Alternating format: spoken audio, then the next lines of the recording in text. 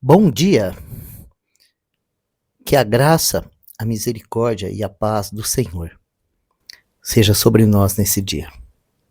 Hoje eu gostaria de meditar com você na palavra de Deus. Mas antes mesmo de nós abrirmos a palavra para fazermos a nossa meditação, vamos orar, vamos parar aquilo que a gente está fazendo, fechar os nossos olhos e buscar o Senhor, pedir ajuda a Ele. Vamos? Pai, Pai nosso, o Celestial, nós queremos te agradecer, ó Deus, por mais um dia de vida, pelas multidões das suas misericórdias para conosco, e por esse privilégio que nós temos de termos à nossa mão a tua lei, a tua palavra, os teus mandamentos, seus conselhos, o seu testemunho. Reconhecemos, Senhor, nossa dureza de coração e quanto não damos valor à tua palavra. Pedimos a ti, muda nosso coração, para que nós venhamos realmente amar a tua palavra como ela é. Ajuda-nos nessa manhã, Senhor, ao lermos a tua palavra, a conhecermos os princípios que governam a tua vontade, para que a nossa vontade se sujeite à tua vontade.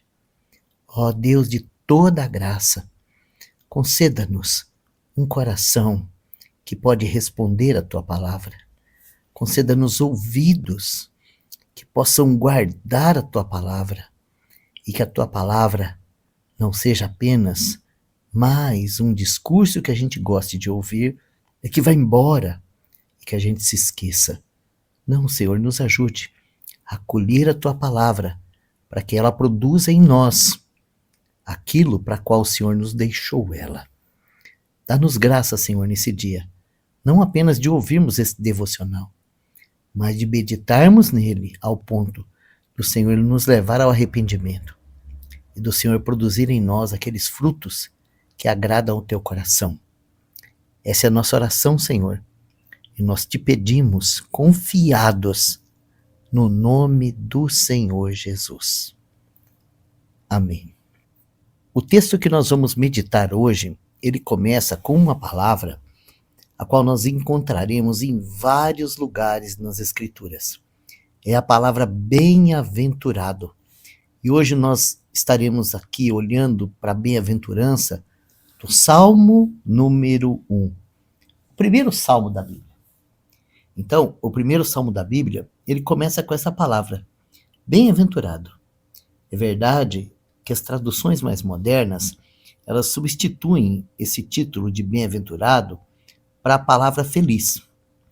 Agora, esse termo feliz, ele, além de ser uma palavra moderna, né, porque essa palavra felicidade é uma palavra muito nova, além de ser uma palavra moderna, ela é uma palavra muito vazia, porque ela traz uma ideia, sabe, de felicidade humana.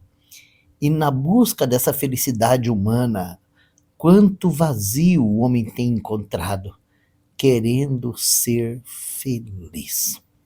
Muito bem. A palavra bem-aventurado, ela tem um outro significado, um pouco diferente da palavra feliz. O termo bem-aventurado significa aprovado por Deus. Sabe, quando o teu Criador diz isso mesmo, então isso significa ser bem-aventurado. Uma outra tradução aceitável para a palavra bem-aventurado significa que porque você é aprovado por Deus, então agora você vai desfrutar desse benefício, desse gozo de satisfazer o seu Criador, tá? E isso traz plenitude para nós, ou completude para nós, porque todas as vezes que nós realizamos aquilo para que a gente foi criado, então a nossa vida tem sentido, e isso nos enche de alegria. A verdadeira alegria, ela é manifesta em nosso coração, quando nós fazemos aquilo que era para ser feito. Muito bem. Então o texto ele vai dizer o seguinte: bem-aventurado o homem. E presta bastante atenção nessa palavra, porque ela está no singular e ela é muito importante para nós. A compreensão dessa palavra pode nos trazer revelação, tá? Bem-aventurado o homem. Agora, olha as características desse homem. Ó, eu vou fazer o seguinte. Eu vou ler o versículo 2 primeiro e depois eu vou voltar nas características. Porque o versículo 2 do Salmo 1 diz assim, olha: antes tem o seu prazer na lei do Senhor, e na sua lei medita de dia e de noite. Então, se antes ele tem prazer na lei do Senhor, isso significa que antes daquelas coisas que ele pratica no versículo 1, ele tem a palavra de Deus. Sabe, esse é o segredo desse homem. Antes de tudo, ele tem prazer na palavra de Deus. Ele medita na palavra de Deus. Ele se exercita na palavra de Deus. E por causa dessa vida com a palavra, então o resultado é o que nós encontramos lá na continuidade do versículo 1. Vou voltar lá, tá?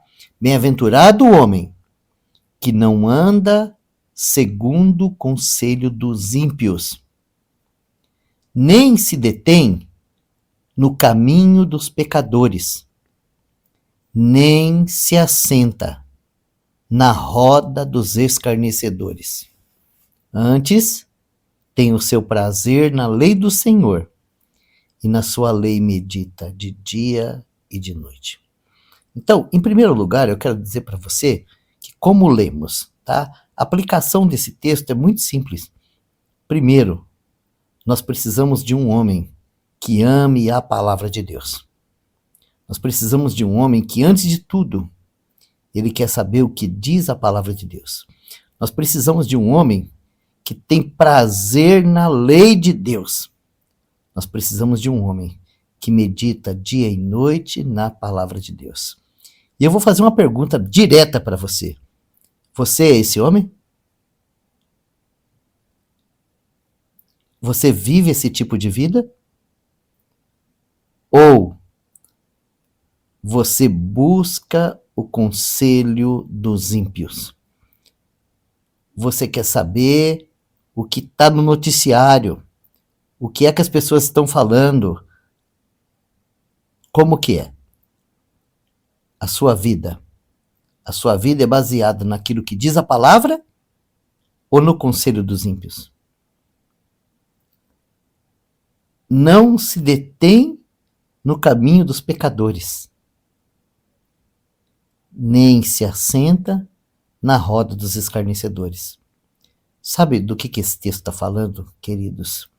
Isso aqui é a vida do homem natural. Isso aqui é a vida da humanidade. A humanidade vive assim. Nós vivemos assim. É assim que a humanidade vive, tá? São as rodinhas, os conselhos, os bochichos, as conversas, os anúncios, as notícias, a política, o esporte, a religião, tudo assim. Só tem um homem que não é assim. Só um. A história da humanidade, ela apresenta um homem que verdadeiramente tem prazer na lei de Deus. Um homem que disse assim, ó: eu vim cumprir a lei. Um homem que vive a palavra de Deus. E nesse homem está o segredo para todos nós. Esse homem é Jesus. Sim, ele é o homem que agrada a Deus plenamente. Então esse Jesus, ele veio a esse mundo e viveu como homem a vida que agrada a Deus. E ele poderia ter subido aos céus, perfeito, sem nunca jamais ter cometido qualquer delito. O homem segundo o coração de Deus. O homem que vai morar para sempre nos céus, Jesus. Esse homem, por amor a ímpios, como eu e você, por amor a pecadores, como eu e você, por amor a escarnecedores, como eu e você, ele foi plantado em uma árvore lá no deserto, lá no Monte do Calvário. Ele foi plantado numa árvore onde não tinha água. Ele foi pregado lá. Lá ele gritou: tenho sede. Ele derramou a sua vida na morte para que eu e você pudesse ser colocado dentro dele, pudesse ser sepultado com ele e ressuscitado com ele para poder desfrutar da vida dele. Não é maravilhoso isso? Esse é o Evangelho. Graças a Deus que hoje nós estamos em Cristo e Cristo está em nós. E por causa disso, nós podemos habitar na casa de Deus. Não é maravilhoso isso?